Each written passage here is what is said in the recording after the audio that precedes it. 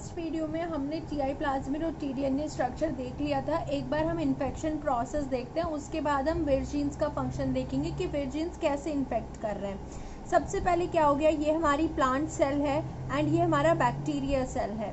अब plant cell में wound create हुआ, वुंडेड प्लांट जो होगा वो एसिटोसेरिंगोन रिलीज करेगा। जैसे ही वो एसिटोसेरिंगोन रिलीज करता है उसके बाद this is the structure of acetosyringone, जो कि एक फिनोलिक कंपाउंड है। उसके बाद जो विरजीन्स प्रेजेंट होते हैं, इस विरुलेंस रीजन में डिफरेंट विरजीन्स प्रेजेंट होते हैं। ये विरजीन्स जो हैं एक्टिवेट हो जाएंगे, इसको सेंस करेंगे, दे गेट्स एक्टिवेटेड।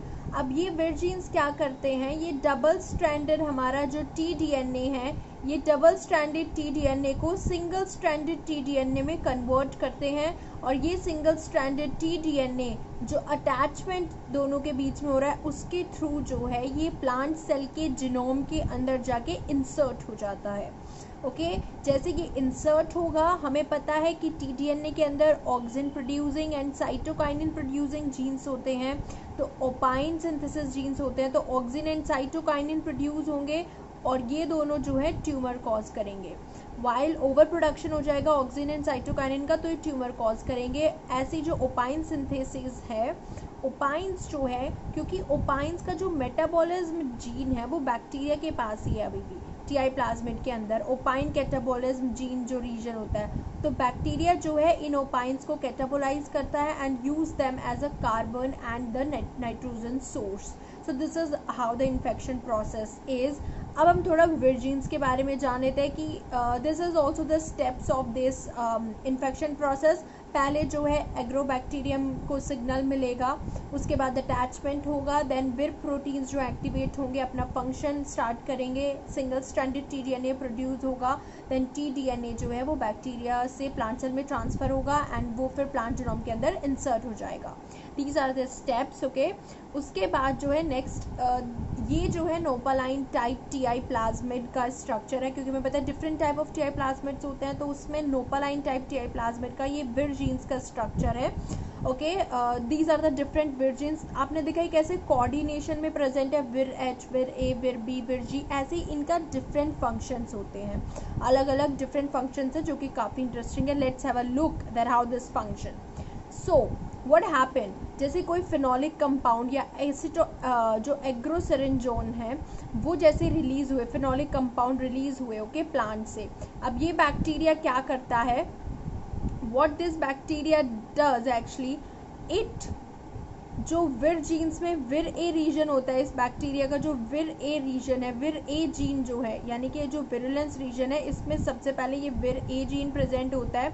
ओके, सो ये विर ए जीन क्या करता है, this vir A gene act as a receptor, ये एक्टिवेट होगा सबसे पहले, ये रिसेप्टर की तरह काम करता है। Also you have to keep in mind कि विर जीन्स के साथ साथ हमारे क्रोमोसोमल जीन्स जो बैक्टीरिया के अंदर है वो भी इसमें कंट्रीब्यूट करते हैं। ओके, अटैचमेंट फॉर्मेशन में जो अटैचमेंट फॉर्म होती है उसमें विर जीन्स और क्रोमोसोमल जीन्स दोनों ही कंट्रीब्यूट करता है। तो सबसे पहले विर ए प्रोटीन जो है, ये CHV जो कि क्रोमोसोमल विरुलेंस प्रोटीन है, क्रोमोसोमल शुगर बाइंडिंग प्रोटीन है, उसके साथ कॉन्जुगेट करेगा विर ए प्रोटीन CHV के साथ एंड ये खुद को फोस्फोराइलेट कर लेगा।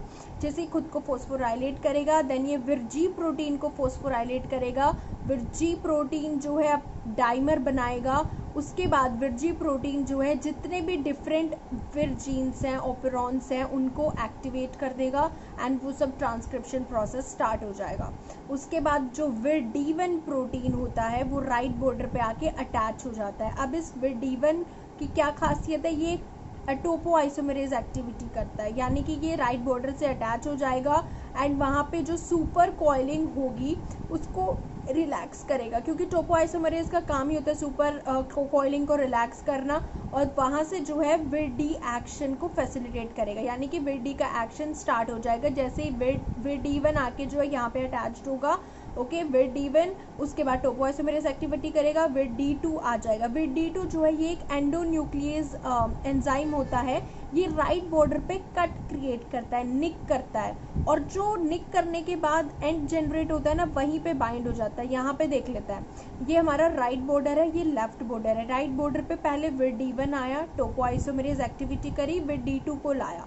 अब VD2 क्या करेगा, ये यहाँ पे निक क्रिएट करेगा। अब यहाँ पे इसने ये कट लगा दिया, ओके। ये कट लगाने के बाद जो ये VD2 है, कट लगाने के बाद यहाँ पे 5 डैश एंड जनरेट हो जाएगा, क्योंकि 3 डैश है तो यहाँ पे 5 डैश, और यहाँ पे 5 डैश है तो यहाँ पे 3 डैश एंड जनरेट हो जाएगा। तो कट लगाने के बाद VD2 जो है वो 5 डैश पे अटैच्ड रहता है जब तक TDNA ट्रांसफर नहीं हो जाता, और बल्कि ये TDNA के साथ अंदर जाता है। सो VD2 इस पे अटैच रहेगा।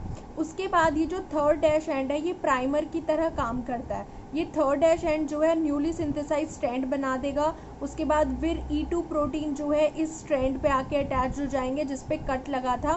फिर E2 प्रोटीन जैसे अटैच्ड होंगे तो ये हमारा जो सिंगल स्ट्रैंडेड TDNA यहाँ पे आ जाएगा। कैसे, लेफ्ट बॉर्डर पे फिर D1 आके कट लगाएगा, फिर D1 जैसे लेफ्ट बॉर्डर पे कट लगाएगा, ये हमारा सिंगल स्ट्रैंडेड TDNA बाहर आ जाएगा। और ये जो सिंगल स्ट्रैंडेड TDNA है, इसके पास विर D2 एंड विर E2 प्रोटीन अटैच रहते हैं। विर D2 एंड विर E2 प्रोटीन के पास लोकलाइजेशन सिग्नल्स हैं। जैसे ये जीनोम के अंदर, प्लांट सेल के जीनोम के अंदर इंसर्ट हो गए, इनकी वजह से ही TDNA इंसर्ट होता है, क्योंकि यही जो है लोकलाइज सिग्नल्स को जो है सेंस करते हैं। फिर D2 एंड फिर E2 प्रोटीन हेल्प करते हैं, okay. So this is the function of different विर। जैसे विर ए प्रोटीन जो है ये काइनेज प्रोटीन है, रिसेप्टर की तरह काम करेगा। फिर ए जो है फोस्फोराइलेट करेगा खुद को, विरजी को भी, देन विरजी सारे अदर विरजीन को विरजी एक्टिवेट करता है। विर E2 जो है ये सिंगल स्ट्रैंडेड जो TDNA बनता है उससे अटैच होगा ताकि न्यूक्लियस उस पर एक्ट ना कर सके, सिंगल स्ट्रैंड बाइंडिंग प्रोटीन है। विर C जो है ये भी ट्रांसफर में हेल्प करता है। सबसे ज़्यादा विर D रिस्पॉन्सिबल होता है विरुलेंस एक्टिविटी के लिए। विर D1 टोपो आइसोमेरेज एक्टिविटी है। ऑल्सो विर D2 को फैसिलिटेट करता है ताकि वो कट लगा दे। ऑल्सो विर D2 जो है वो 5 डैश एंड पे बाइंड हो जाता है, क्योंकि उसको एक्सोन्यूक्लियस से बचाने के लिए, ओके। उसके बाद विर D2 एंड विर E2 इनमें लोकलाइजेशन सिग्नल होते हैं, न्यूक्लियर लोकलाइजेशन सिग्नल जो साथ में जाते हैं प्लांट सेल के अंदर।